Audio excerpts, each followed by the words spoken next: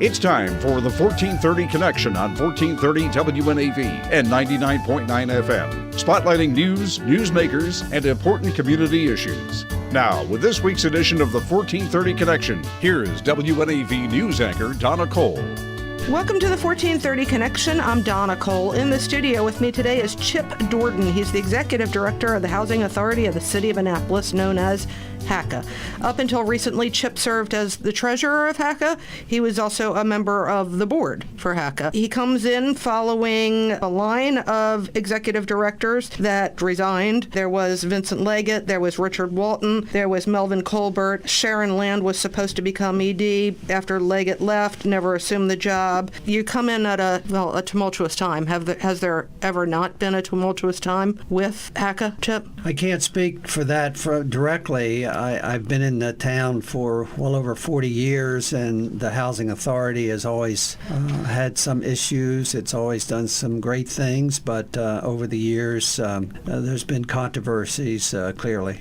And you come in with quite a lot of experience behind you. You were the president of the Anne Arundel Health System, the presiding organization of the Anne Arundel Medical Center, quite a few other titles with Anne Arundel Medical Center. Correct. I came in the early 70s, had two mentors, and became president of the hospital in 1988, and executive CEO in 1994, and we were able to move the hospital from downtown, and had a lot of great folks, and very proud of what everyone accomplished. You have a background in healthcare administration, and your training, even before that, was Army in the Health Corps? Correct. I served 3 years in the United States Army and in the Medical Service Corps.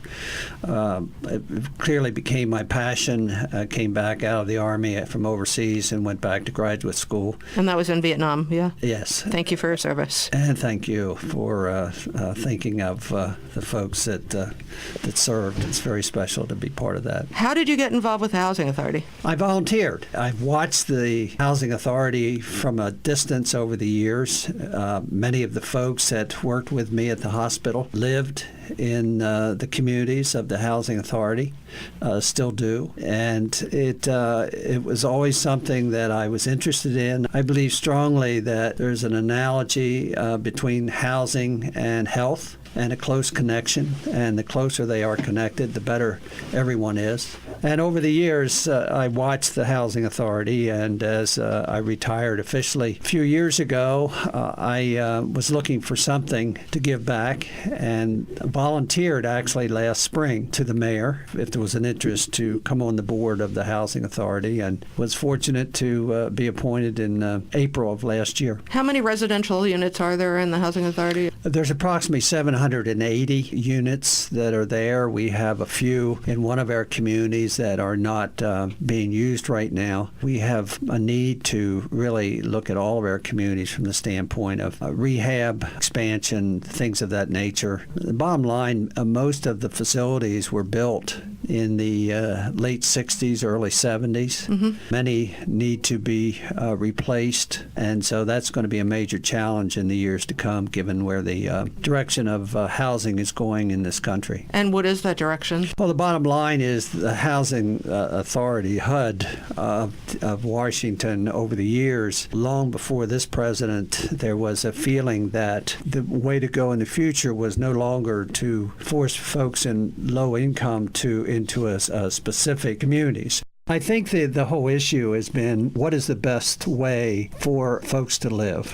And the federal government has decided that the best way is no longer in communities or developments such as the communities that we have here now, but to integrate all of folks of different salary ranges and wages and incomes into a different type of environment. So two of our previous communities over the years became partnerships between the Housing Authority and private industry. That's really where the approach is. The challenge we have is making sure that our residents feel comfortable with the changes to include them in the decision-making process. But ultimately, if we're going to improve our communities from a living condition standpoint, many of them will have to be privatized in order to do that, yes. That is the future. It's now. It's not only the future. It's where it is now. The government no longer has money, nor will give money to replace in place residents such as Robinwood, Newtown, and the other communities that we have as part of our inventory, so to speak. So these private developers, landlords that with the experience in building big apartment housing complexes, pretty housing complexes in many cases. Yes, absolutely. Will come in and take over what is existing, and they'll get funds directly from the government. Eliminating you all, or? No. We stay as a partnership, and in fact, I was recently talking with my colleagues at the Housing Authority of Anne Arundel County, and they are redoing many of their properties and maintaining 100% ownership. That is definitely an interesting model that we will look into. The way it normally works is that a developer comes in, becomes partner with the housing authority, builds the facilities, and then the residents who have been in those communities go into the new residence and continues as the housing that like we have through government subsidies directly. Others is through what they call Section 8, which is a program where based on your income you're eligible for a certain amount of subsidy. And then with those are folks who can afford to pay the normal rent for that community. And what's the downside to this? There has to be a downside. The developers are going to get wealthy off of this. I don't think anybody's going to get wealthy in this business. I think in order for any developer to consider doing this, there has to be a profit in it. The other part of it is that in the country there has been what's called tax credits in many different ways, and while I'm not authority on it, basically it's an incentive for private investors to put their money into these kinds of facilities and reap the rewards of a tax credit related to their incomes. So there's a number of creative ways that are being looked upon to solve this issue, but the government itself says we are no longer going to be in the housing business going forward. Ultimately, what you could see happening, crime would be reduced because there's more hands-on owner. Not that you're not hands-on ownership, you're stymied by what funds are available. Well, you are. I mean, clearly, every year the funding for the Housing Authority of Annapolis is going down. You might have seen in the paper recently there was a major announcement about a $6 billion reduction in funds coming out of the Housing Authority.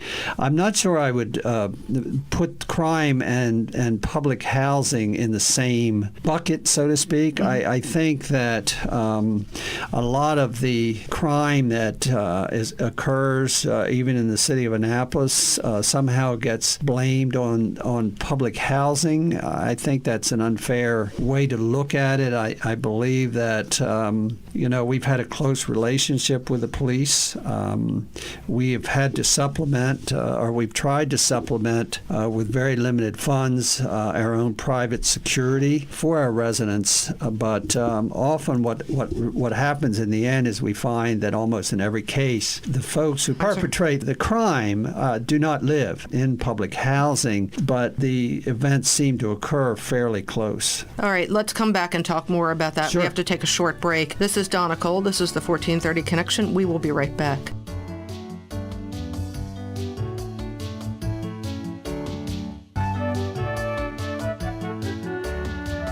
Welcome back to the 1430 Connection. I'm Donna Cole. In the studio with me today is Chip Doordan. He's Executive Director of the Housing Authority of the City of Annapolis, known as HACA. We were just talking about crime in the housing complexes. Mr. Doordan said that it's unfairly portrayed many times that these are crimes that are being committed by residents of these housing complexes, that oftentimes these are people coming in from afar that commit the crimes. But then people would say, well, is this drug related?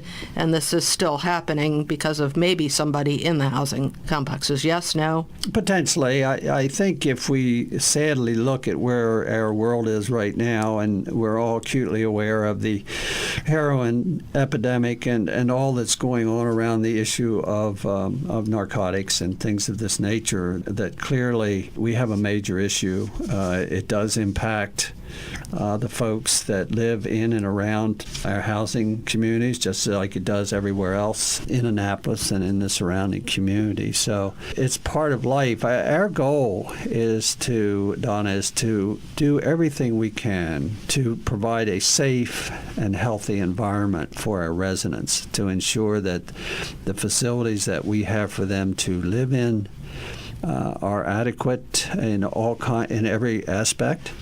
The other side of that, and one of the things that I sort of preach all the time, is a two-way street, and folks have to take care of their residents. They have to take care of their community.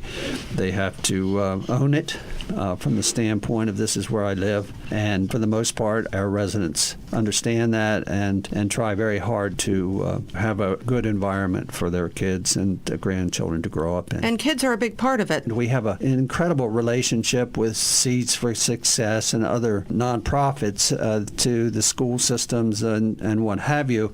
And we want to really develop that for all of our communities so that our children can have every possible benefit to grow up and be educated and enjoy a good life. Do you need more community partnerships? Do you need more people to come forward? We always and need say? more. I think, in all fairness to the community, many have offered. I'm not sure we've totally taken advantage of what is. I know we have what's available out there, and we look over the coming year and years to expand that. Tell me about the $3 million.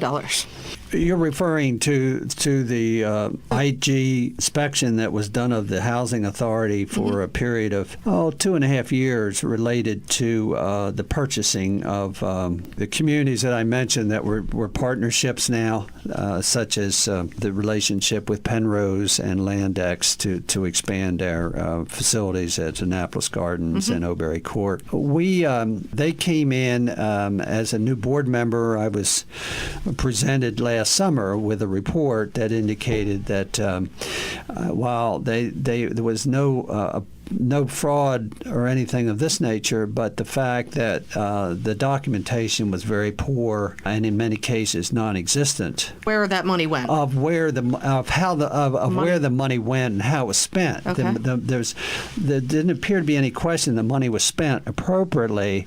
But for example, and one good example was that if the corporation had a contract for a year for trash removal, the next year they failed to renew the contract. So even though it went on, the money was spent the same way, there was no documentation, no contract that had been signed. So shame on us. The way that works is if you don't have a contract, you therefore didn't do it right. Right. So we've had to, and we're in the process now of trying to reconstruct as much of that $3 million as we can, with the hope that we can reduce the amount that will have to be paid back to the federal government. You are 100% certain that all of it can be accounted for, ultimately, that none of it was misspent or misappropriated? I cannot say that, honestly. All I can say is that the report we got did not indicate any misappropriation,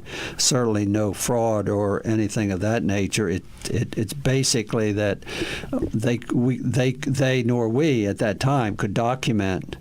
My personal view is I'm not totally sure we did the best job when they were there of giving them everything that we had, but that's hindsight now. So we're going to do the best we can to see what we can reconstruct. The HUD office in Baltimore has been very supportive of us in this endeavor and has given us every opportunity to right the wrong as to the extent we can. Is there a deadline on when? This year, this calendar year, yes. We hope to get as much accomplished by the end of April as humanly possible on this and see where we are and go from there. The issue, of course, is to make sure that what we have in place now is adequate. And quite frankly, I'm not there yet. So we're still exploring how we're doing business and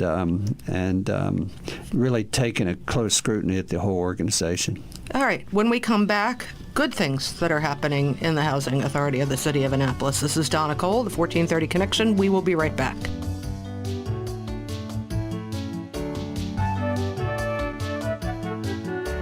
Welcome back to the 1430 Connection. I'm Donna Cole. In the studio with me today is Chip Doordan. He's the Executive Director of the Housing Authority of the City of Annapolis. You have the Martha Wood Leadership Award. It's given out, I guess, monthly. This continues on today. Yes, Chip? It does. It's not necessarily given every month. It's given when the committee determines that there is a deserving individual or individuals. Case in point was the recent award actually given just last night, recognized by the mayor of Annapolis at the city council, where the resident advisory board, which oversees all of the communities, was recognized, the individuals, for all of their efforts and what they do for the citizens and in trying to give absolutely the best life possible to our residents. We often see the bad stories coming out of your communities. We see the crime. We see now the $3 million. Why aren't we seeing enough of the feel-good stories? Why don't we get that in the media? Why isn't the media reporting on that? Is some of this your fault? Not you personally, but HACA. I think it's almost totally our fault. Because of other priorities, time has not been spent trying to tell the stories. If you read the newsletter that comes out once a month, there are some incredible things being done, whether with children, with art, with computers, what have you. And one of my goals and our board's goal through the community impact is to tell our story in a better way, and makes people aware with the thought that not only they appreciate some of the good things that are being done, but might want to volunteer and be part of it. Would you like somebody, like for instance in PR or marketing, to help you to volunteer to get these stories out on the street? Always welcome volunteers in any way. We definitely are, and I think we've tried to upgrade our website. Which, by the way, is beautiful. I was just on it. Well, it's brand new from the standpoint of what it was 6 months ago, and we are updating it. Let's talk about some programs that you might have available. You have after-school programs. You do already partner with many nonprofits in the community to help both the children and the adult residents of these communities. There is a concentration certainly on after-school education, where the children can come to an environment where there are mentors to help them with their school, with their classes, things of this nature. There's always folks that are wanting to expose our children to art and music and things of this nature. We have great folks doing it. I just think we have the potential with more collaboration with others, and it's our fault, quite frankly, in most cases that hasn't happened. How about recreational facilities? What is important is to, within a community, to have as many things as possible. Amenities. Many are really dated now. Right. And Donna, that's part of our problem. We have facilities that, really have had no loving care in 50 years. And so this goes back to your point one with the privatization, bringing developers in, taking over, assuming responsibility. When will this start? We're doing an inventory. We're looking at all of our projects. I think all of them over the next 10, 15 years need to be upgraded or redone in whatever that means. We clearly have one now, our Newtown 20, where we've had significant infrastructure issues, and it's got to take priority. When I came on the board, there had been an agreement with another company to redo that in a coordinated effort with the community close by. That unfortunately fell apart because the other community was sold.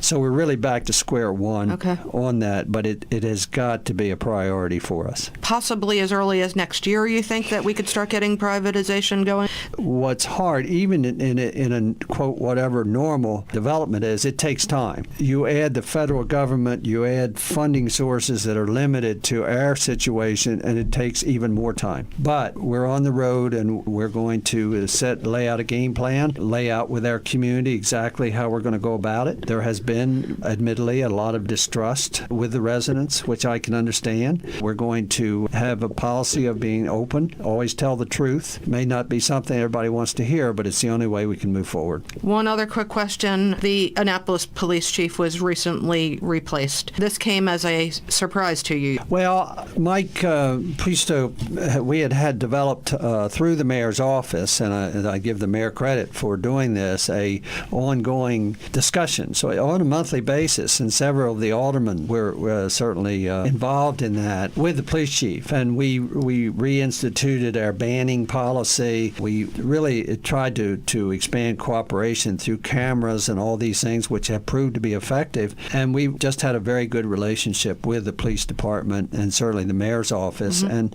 I'm sure that will continue regardless of who comes in to be the chief. Thank you very much for joining me today, Chip. My pleasure. This is Donna Cole. This has been the 1430 Connection. We will see you next week.